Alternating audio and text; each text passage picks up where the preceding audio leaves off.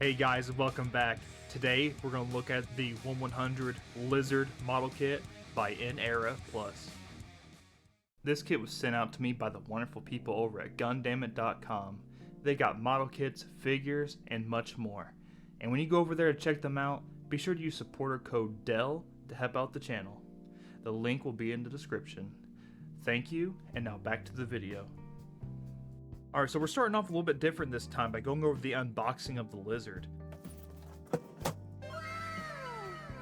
In the box you'll find a total of 43 runners, making for a part count of over 900. And some of these runners have a nice metallic paint applied to them. And also be sure to find a little bag with one little tiny runner in there that includes replacement parts to prevent whitening from previous versions of the kit before release. And did I mention how long this box is? It is longer than a perfect grade box, but it does have some awesome artwork on the front of it. I might put this up on the wall, frame it. And here you'll also find a pair of springs which go on the legs, and 2 wires for the ammo belt. And inside the separate box inside, you'll find the red runners, which come in several different shades of red. And the fact that this comes in a separate box kind of makes me think they might do different colors of this kit, since those are separated. It'd be super easy for them to do, so that'd be cool to look forward to. And along with the manual and decals are also found in this little box. And now getting into the build, and this has an awesome way of building, which it has you build the entire inner frame first and then put the armor on top of it, which really lets you appreciate the inner frame details. On top of that, in the instructions, it tells you which runners you'll need for each part, so it can cut down on some of that desk clutter. The gray of the inner frame is split up into 3 different shades, which looks amazing. They contrast against each other very nice. And I would say about 90% of this kit is undergated, and the details are wild. It is just begging for a paint job. The overall assembly took me around 15 hours. Add some for panel lining and extra cleanup. When the inner skeleton is done, you really see the point of Era's RMD, Real Structure Detail Series. The skeleton shows off tons of detail with these previously mentioned painted metallic parts and different shades of gray on the runner. Once you get the outer armor on, it really pops. Those shades of red complemented by some white and the metallic parts popping through everything. The design of this really seems like a mix of other mecha. Mainly I think it's Sazabi, Kshatriya, and the Gyaradoga. The only thing that really gave me issues on the entire build was this little part on top of the head.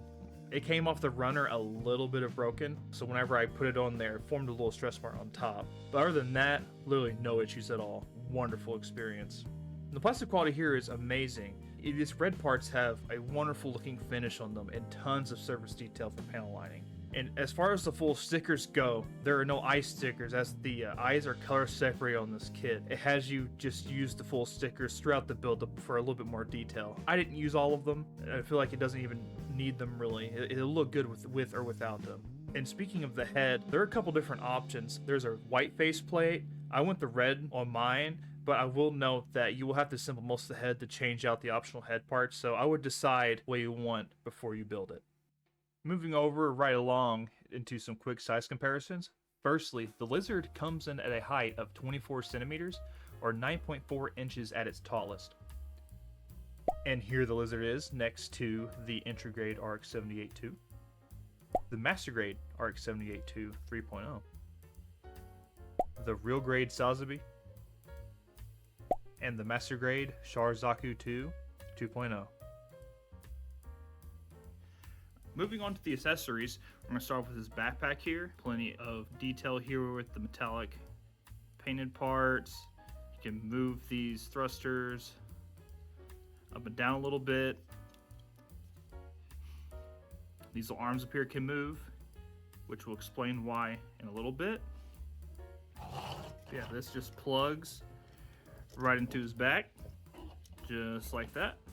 We're going to go ahead and move on to stand. Pretty basic stand, just a couple parts. This whole big plastic part is just one solid piece. We got a locking mechanism right here on the action base. Sorry, I need a little tool because I got big fingers and it's hard for me to get enough pressure in there.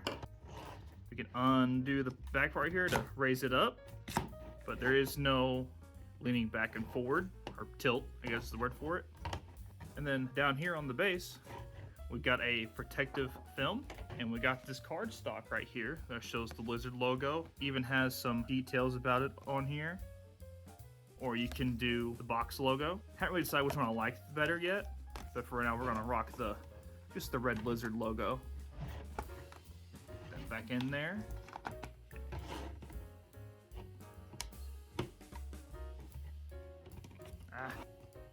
Unlock for me, please. There we go.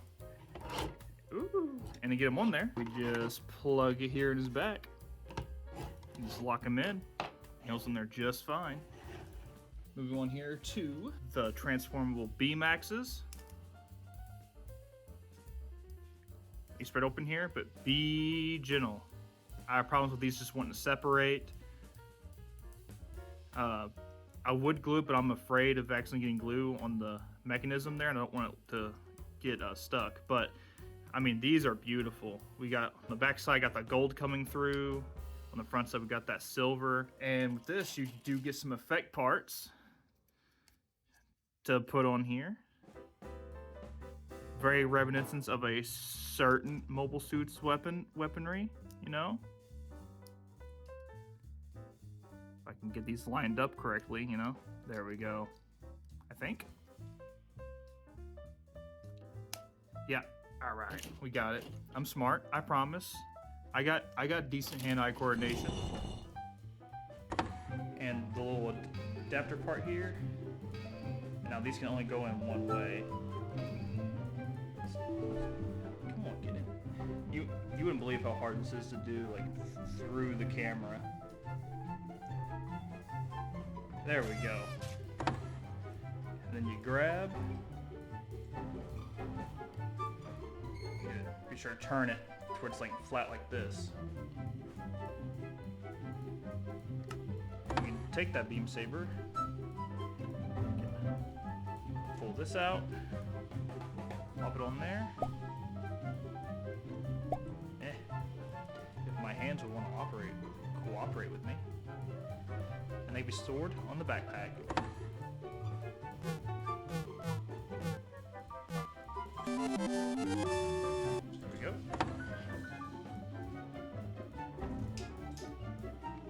We're gonna move on to his articulation here, and this might, let's not bump that.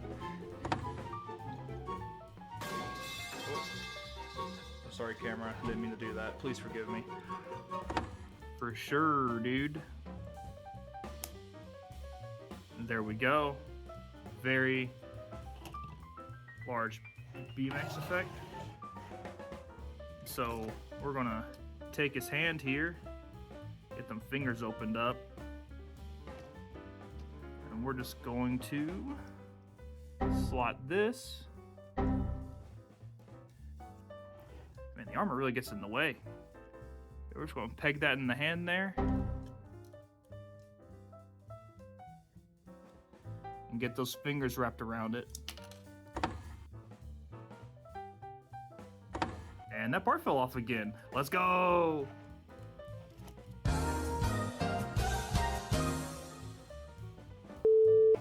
Ah. Alright. Bri, make that a blooper. So as I was saying, as I are saying,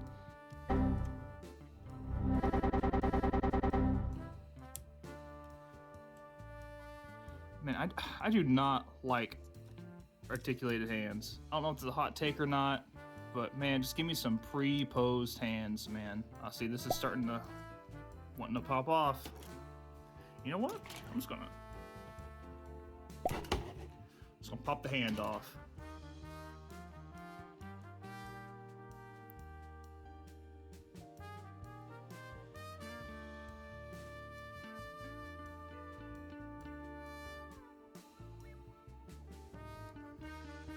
Fingers wrapped around. There we go.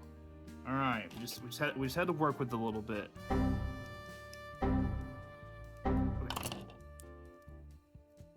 Push all these back together.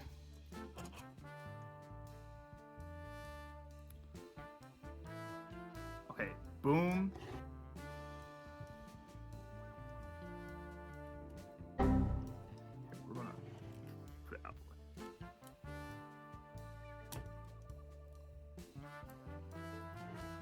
Goodbye. Ah! Why does this give me so many problems, man? Oh, right, you're gonna have a field day of this one. Just cut to whenever I have it actually in there.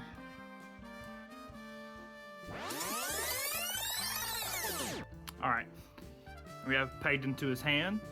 It holds on, not as well as I thought it would. I really don't understand why it won't hold on super well.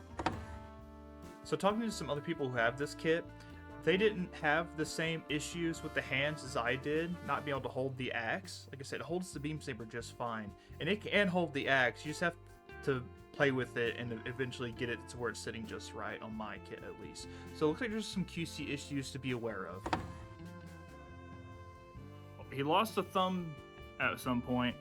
Anyway, we're just moving on from that. We do get 2 little beam saber handles, and they are stored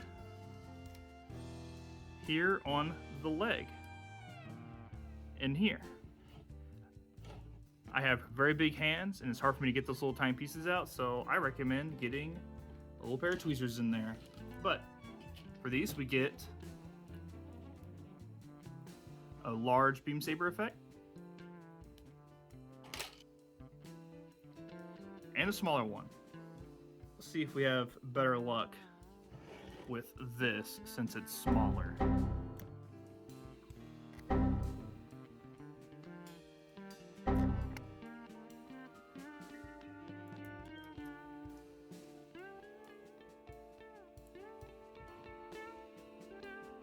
Yeah, there we go. Beam saber gets in there just fine. And what did we lose now? Piece off the front arm. All right, so we're just gonna keep a pile of our parts that come off during all this. So let's go. These can be folded up and placed here on the back, because they're also act as beam cannons. Get the other one. Same thing. This part can be a little tricky. There we go. In there as well as I want it to be. There we go. And moving on to the most tedious part to build are the mini chain guns, whatever you want to call them. This ammo belt here, oh dude, those 2 long wires it comes with, you got to put all these little parts down it. There's 54 per side, so over 100 pieces you have to cut out and clean up over and over again. So I would probably recommend building this first, and then move on to the mobile suit or model kit. I don't guess it's not really technically called a mobile suit. And these got little arms here on the back, and we can plug those in.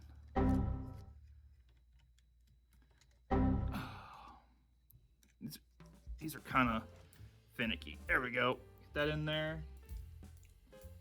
Also, the barrels can spin, and we can open up the barrels. And there we go. Fully loaded. You will need him on the action base when you attach everything on the backpack. And now, as far as the miniguns go, there are 2 different ways of attaching them. One way is these little arm parts right here, and these just plug. Let's see, let's make sure I get on the right side. All right, I didn't have that in there all the way. That one's on me. So we just plug those up here on the back side of the arm. We're just gonna go ahead and remove that. Get that in there. And all we do here on this is we close up this peg, and then it just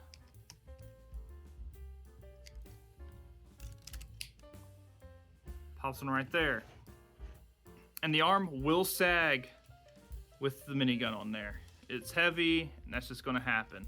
But I mean, you can get the arm up a fair way, and it does hold it, but you're gonna run into issues with the shoulder being in the way and hitting the backpack. So that can mess with your posability, and is most likely going to. Miniguns themselves, not that posable. On the arms, I would probably leave them on the backpack to pose, but it is nice that you can put them on here like this. It does add to the bulk of the kit. And now for our second attachment option, we're going to rotate our arm here, and we're going to take off this. I'm sorry camera, I didn't mean to hurt you. Take off this, and this you can plug directly into the back of the arm. And there we go, just like that. Like I said, it does sag a little bit, but you can get a convincing holding pose out of it. So you got options for posing these, but overall the accessories do feel, besides the simplest one, this is fine. They do feel a little finicky, which I mean it's a double-edged sword. The amount of detail and complexity to them are great, but when you go into adding all these parts and functions, you're gonna have it be a little, just that little bit extra fidgety. I mean, I think it looks awesome, especially whenever you do have the miniguns on the arms. It looks awesome. But yeah, you're definitely going to have to play with it to really get into that pose you want it in. And you do get a full sticker sheet. Didn't use all of them and throughout the build, but they are there. And we get a whole sheet of water slide decals. I did not use any of these because they're mostly all just like caution marks and stuff. And with the amount of surface detail on the kit as it is, I think it would lead to it just being a little too noisy for my taste. But I mean, they feel fine. This company and Era, their stuff tends to be a little bit higher than average quality as far as third-party kits go. So I don't think you have anything to worry about on there. All right, give me a second, and we're going to get all the opening hatches on this guy opened, as you can see what that looks like.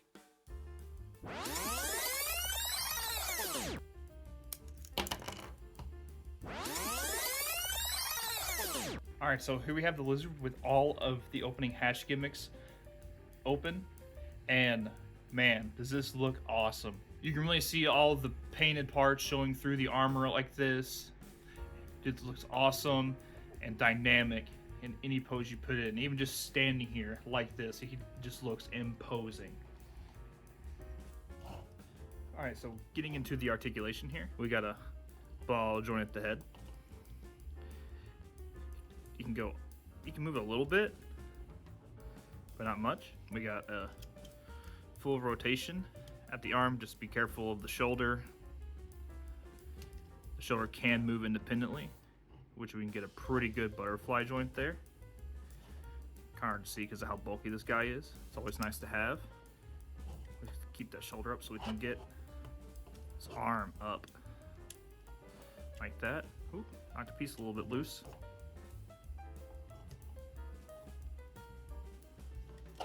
See if I can't fix that real quick.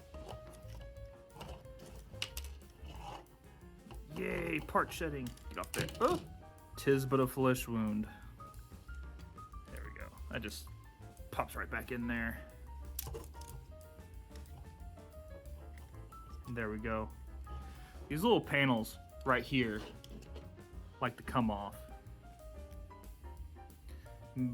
But I wouldn't glue them down because they're part of a moving gimmick, so we're gonna leave those on. But yeah, so we can rotate the arm all the way, and we got a double jointed elbow. Then here on you got ball joint wrist and fully articulated hands, which are surprising to see. They're a bit finicky, but they're easy to build and they do stay in there. The only problem is they're just kind of like loose, so they can lose their pose pretty easily. But it does not have any issues holding onto the weapon since it uses a peg and not the finger. So they're all right. I still would prefer pre-post hands, but I mean, you can always hit them with the middle finger. So there's that. We got rotation at the waist and a pretty mean ab crunch. There's this little part back here that lifts completely out of the waist for it. So that is pretty good. Yeah, that front skirt, man, this side right here is completely fine, right? You can move this. Of course, it'll come off now, but it's a lot more solid in there, or solidly in there, than this side is. Raise those arms up out of the way. Yeah, so we can move this the front skirt up.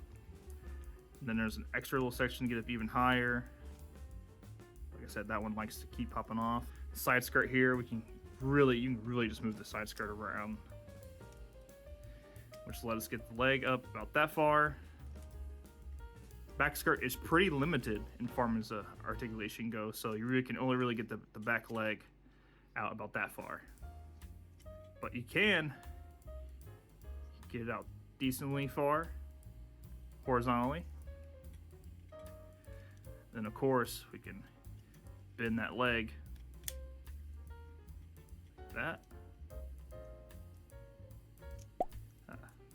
Small. See, like, nothing too bad here in forms of like parts flying off. It's just a couple little annoying spots. And the foot here, you got pretty good front and back. You can bend it's not the toe, but the front part of the foot can bend down. And we got a really good ankle pivot.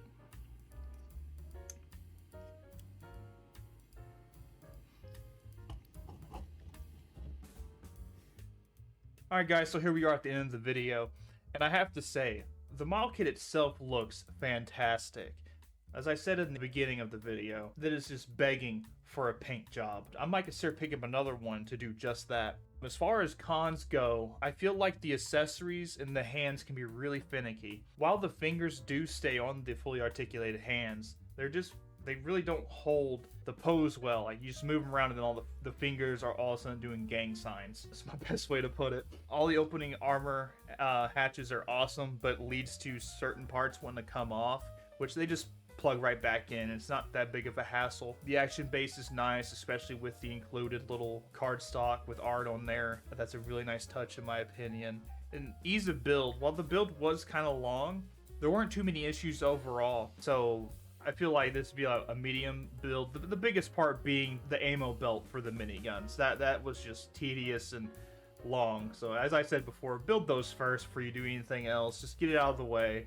But I would recommend this kit to anyone who's a fan of particular red mobile suits, you know, and definitely will look good among the rest of your in-era collection. This is my first in-era build. I have almost their entire line on my backlog. The backlog's getting big, and I need to set aside some time to really lock in and start building these things.